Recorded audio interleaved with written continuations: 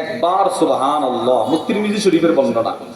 وعن عبد الله بن عمر رضي الله تعالى عنهما قال عبد الله بن عمر থেকে বর্ণিত তিনি বলেন قال النبي صلى الله عليه وسلم আল্লাহর রাসূল বলেন মা আলাল আরদি আহাদুন ইয়াকুল জমিনের উপরে কেউ বলবে না তবে যেই বলবে সুবহানাল্লাহ আলহামদুলিল্লাহ লা ইলাহা ইল্লাল্লাহ আল্লাহু আকবার লা হাওলা ওয়ালা কুওয়াতা ইল্লা বিল্লাহ, এই পাঁচটা কালিমা সুবহানাল্লাহ বলেন না, বলেন আলহামদুলিল্লাহ লা ইলাহা ইল্লাল্লাহ আল্লাহু আকবার লা হাওলা ওয়ালা কুওয়াতা ইল্লা বিল্লাহ।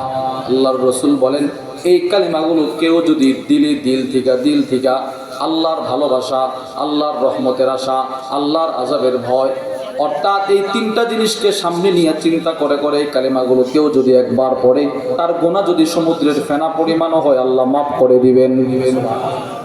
বলেন পড়ব তো ইনশাআল্লাহ।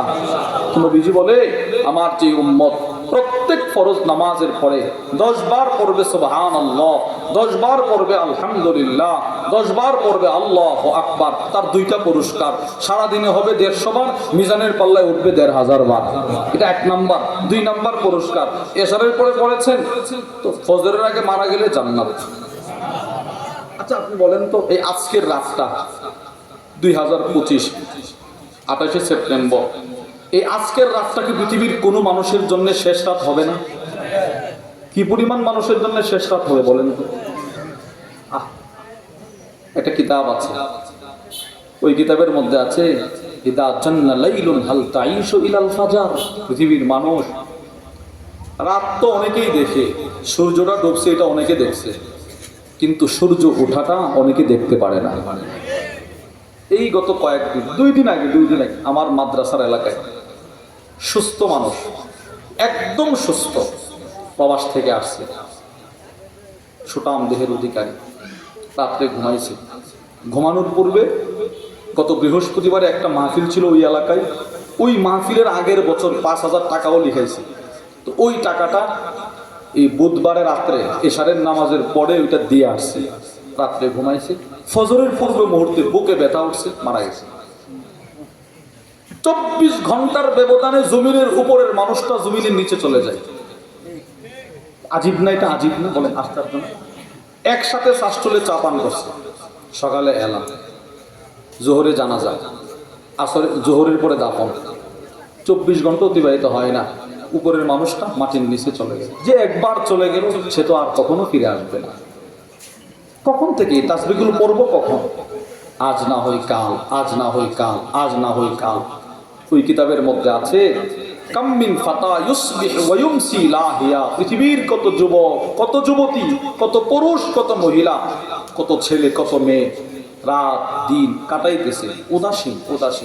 অথচ ওয়াকাদ নুসিজাত আকফানুহু ওয়া হুয়া লা ইয়াদরি। বাজারে তার দোকান, বাজারে তার কাফনের কাপড়টা প্রস্তুত, দোকানদার বসে আছে, এই মাইয়িত সে বুঝেই না, জানেই না।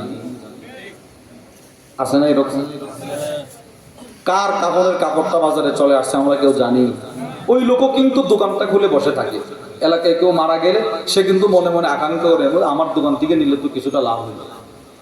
দোকানওয়ালা প্রস্তুত, কাফনের কাপড় তৈরির কারখানা প্রস্তুত, মসজিদের খাটিয়াটাও প্রস্তুত। মসজিদের কাজ চলমান থাকা অবস্থায় কাজ অবশিষ্ট আছে, কিন্তু কি বলে খাটিয়াটা নিয়ে আসো, কখন কে মারা যায়, খাটিয়া আগে থেকে কিনা প্রস্তুত। মাঠ প্রস্তুত, যিনি নামাজ পড়াবেন তিনিও প্রস্তুত, কবর খনন করনেওয়ালারাও প্রস্তুত। মারা গেলে ঘণ্টাখানেকের ভিতরে সুন্দর কবর খনন করে ফেলে। যাকে নিয়ে এত কল্পনা, যাকে নিয়ে এত জল্পনা, সে অপ্রস্তুত। সে কি প্রস্তুত নাও? প্রস্তুত। আমি প্রস্তুত নাও? প্রস্তুত। বলেন না অপ্রস্তুত। ছেলেকে বিয়ে করাবেন, মেয়েকে বিবাহ দিবেন, যখন সব ঠিকঠাক হয় কি প্রস্তুতি, রাস্তাঘাট, ঘর বাড়ি, বাজার সাজার, মার্কেট, কত প্রস্তুতি। তো আমি যে চলে যাব, কখন যাব জানা নাই, তো আমার কিসের প্রস্তুতি বলেন? এই তাসবিহগুলো পড়বো তো ইনশাআল্লাহ। বলেন ইনশাআল্লাহ। এই তাসবিহকে নিজের সঙ্গী বানাবেন। প্রত্যেক ফরজ নামাজের পরে এগুলো পড়তে হবে। পড়ে না, পড়ে না। হুজুর সালামটা ফিরে এলি ঠাস করে সুন্নত, অথবা চলে যা, সুন্নতের পরেও পড়েন, এই বের হয়ে গেছে। নবীজি বলছি, এটা আমার কথা না। সাহাবারা বলে, ইয়া রাসূলুল্লাহ, এই 10 বার পরে তো জান্নাতে চলে যাবে, এত সহজ আমল। আল্লাহর রাসূল বলে, এটাও করতে পারবে না আমার উম্মত, এটাও কি করতে? কেন?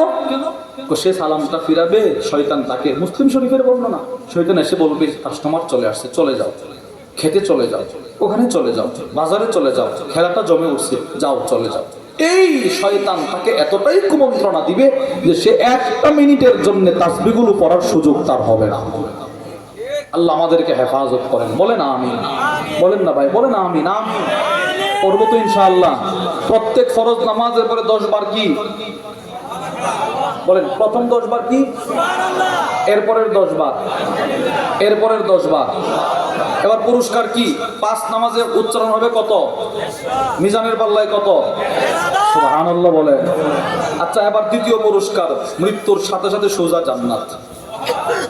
এরপরে নবীজি বলে, আমার যে উম্মত ঘুমানোর পূর্বে রাতে, অনেকে আছে রাত্রে ঘুমের বড়ি খায়, ঘুমাইতে পারে না, আপনার জন্য এই আমলটা। আপনি 33 বার 34 বার উযু করে বিছানায় টিপটা লাগাবেন, দেখেন আপনি শেষ করতে পারবেন না।